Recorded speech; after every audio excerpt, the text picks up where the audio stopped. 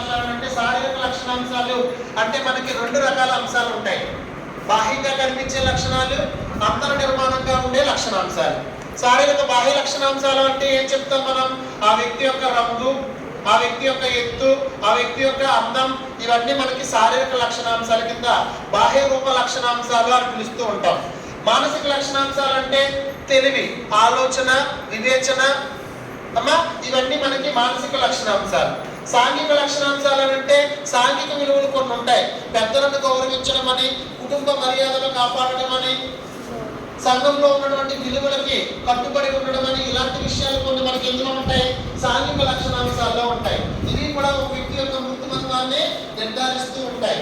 ఉద్వేగ లక్షణాంశాలు. ఉద్వేగ లక్షణాంశాలు మనకి ఎన్ని రకాల ఉద్వేగాలు? Emotions are two types.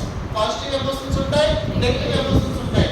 Positive emotions లో ఉన్నటువంటి సంతోషము, ఆనందము, ప్రేమ, ఇలాంటివన్నీ పాజిటివ్ ఎమోషన్స్ అయితే, నెగిటివ్ ఎమోషన్స్ కోపము, బాధ, ఈర్ష్య, పగ, ద్వేషం, ఇవన్నీ నెగిటివ్ ఎమోషన్స్. ఈ లోపల ఏవైతే ఈ లక్షణాలు ఉన్నాయో వాటి ప్రకారంగా నీ యొక్క మూర్తిమత్వము ఆధారపడి ఉంటుంది.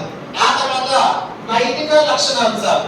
నైతిక లక్షణాంశాలుగా మనం ఏం చెప్తాం మాస్టర్ అంటే నీతిగా ఉండడము, నిజాయితీగా ఉండడము, ఆదర్శంగా ఉండడం, ఇవన్నీ కూడా మనకి నైతిక లక్షణాంశాల్లోకి వస్తాయి. ఒక వ్యక్తి యొక్క మూర్తిమత్వాన్ని మీరు పరిగణలోకి తీసుకున్నప్పుడు ఆ వ్యక్తి యొక్క మూర్తిమత్వం అంతా కూడా దేనిపైన ఆధారపడి ఉండాలంటే శారీరక లక్షణాంశాల పైన, మానసిక లక్షణాంశాల పైన, సాంఘిక లక్షణాంశాల పైన, ఉద్వేగ లక్షణాంశాల పైన, నైతిక లక్షణాంశాల పైన ఆధారపడి